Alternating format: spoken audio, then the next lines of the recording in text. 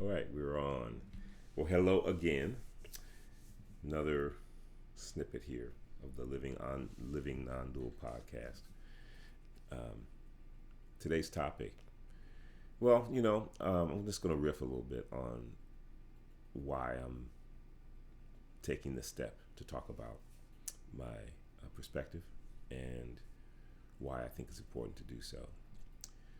I feel myself once again being drawn to this work of Neil Donald Walsh, the Conversations with God series, which, by the way, I'm going to be mentioning a lot, and want you to know that it's not like I feel like it's some new canon or anything like that, but it is something that I think has proven for me over the years since having been introduced to the work that it's really held up. Even as I've begun to explore non-duality, explore the perennial philosophy, as Rupert Spira refers to it, that the work that I was introduced to in those books has really held up well, especially now that I'm looking at all of it through a non-dual lens.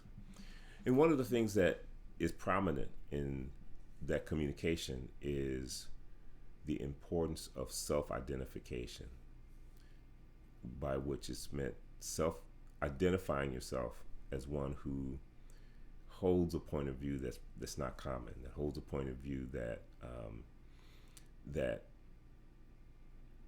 appears to be contrary to your upbringing. I was reminded of this because I am now starting to communicate to family members about the work that I'm doing on these videos and how I intend to make it a much more prominent part of my life, and to be and to self-identify more completely. And not surprisingly, as a person born in America, the non-dual perspective is not one that you grew up. There's very, very few people I know who had that as part of their upbringing. And further, being in a family with lots of Christian ministers, both in my direct family and in in-laws, this is probably surprising for them to hear and see these communications, because it's very different than the upbringing, than the thoughts about God and the understanding of the cosmos that you were brought up with. I personally don't find it contradictory, in that I'm convinced that this non-dual understanding is at the root of all the enduring religious practices. If you whether it is at the root of the original teaching, or found in relatively small groups that adhere to the same practices, that you find it as a perennial philosophy, and I'm convinced that will become more and more and better understood. But the idea of self-identifying, not just for the purpose of just being forthright about one's own life and one's own perspective, but also emitting an energetic signature that is meant to, one, strengthen the clarity of it, but also give yourself the opportunity for it to resonate with like energetic signatures. Of course, it's a cliche to talk about like minds finding each other. I'm convinced that at the root of that is this notion that your thoughts create an energetic signature that is palpable, that is a real thing in the world, and if you do that with consistency and with clarity, that you will find that there are congruent energetic signatures that will find you. I think everyone has experienced that to one degree or another in life, whether or not there's something that they accepted as a tenet. But I think just as in common sense, and there are all kinds of aphorisms that point that out, whether it's birds of a feather flock together or the like. But I think taking that understanding and deepening it is something that is an important thing to do, especially when you see yourself as presenting a perspective and a point of view that not only is not common, but is also vital to the continuance of our life on this planet in more or less its current form. I'm convinced of that, frankly.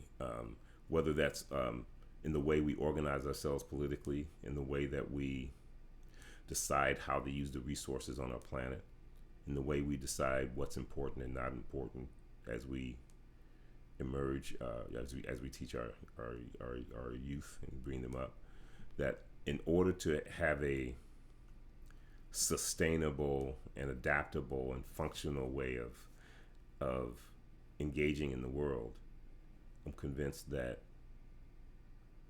a new perspective needs to be adopted by some portion of us.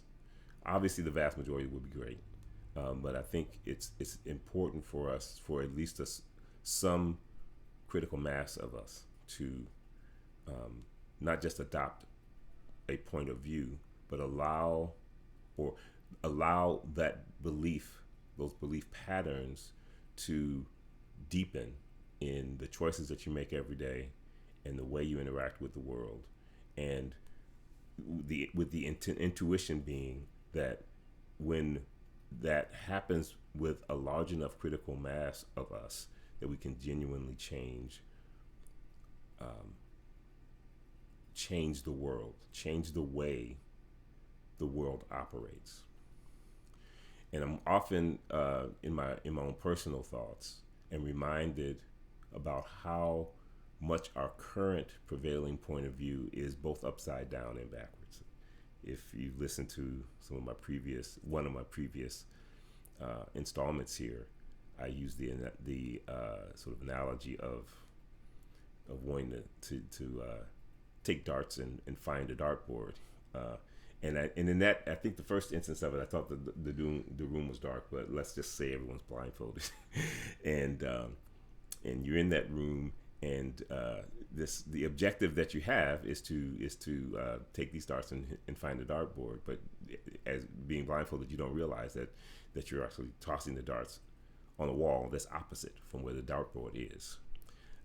And at the very least, whether you're able to hit the bullseye or not, it would be beneficial to at least turn around and turn your attention to the wall that the dartboard is on.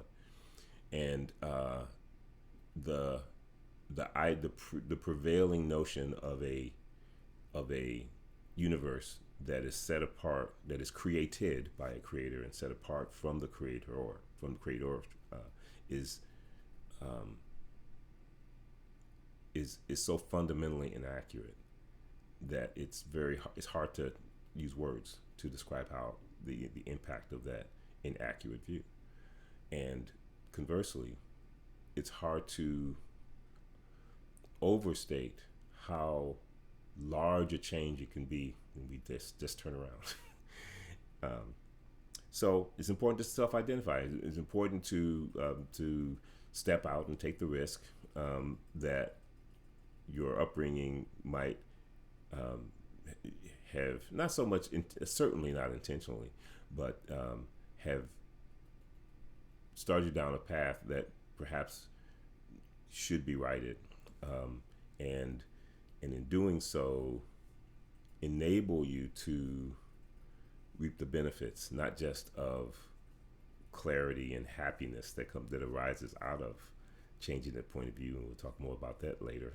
There should be a whole, I need to do a talk on happiness, and but to do so in a way that doesn't reject the prior point of view, but embraces it and extends it. I'm often, again, in myself, sort of reflections, like to simplify what life is all about. And given that I've come to this perspective, I'm convinced that there's nothing more important than awakening to one's own, I'll use the term true nature. Even though I'm certainly convinced that, again, the limitations of our current form only allow a limited glimpse of what the full truth is. But at the very least, turn yourself around from imagining yourself as a body, principally, that may have a soul or that may have a spirit, and flipping that around and understanding that you are a soul that is experiencing a body for an apparent amount of time for the purpose of furthering that soul's journey in greater and greater expressions of that soul's divinity. Again, another example of how a simple turnaround changes everything. And one of the simplest ways, and one of the strongest ways of enabling or furthering that awakening, is to be the catalyst or the cause or the or to facilitate that awakening in others. And part of what my intent with these communications is to begin to be a catalyst in that way, and not because I want to bring others to awakening, although I wish to. It is because I want to further my own awakening, and that is at the root cause of all these actions. I'm convinced that doing so will have much broader impact than my own awakening. But the simplicity of that stance is very appealing to me. You'll find that parsimony is something that I gravitate to, for better or for worse. Sometimes it make things too simple, but that's part of what I hope to communicate here. So self-identification is important, and I hope to build a active enough community so that I can help others awaken to themselves, and to enable a means through which they can also self-identify, thereby amplifying all of our efforts for a just and a happier life on this planet. So see you next time.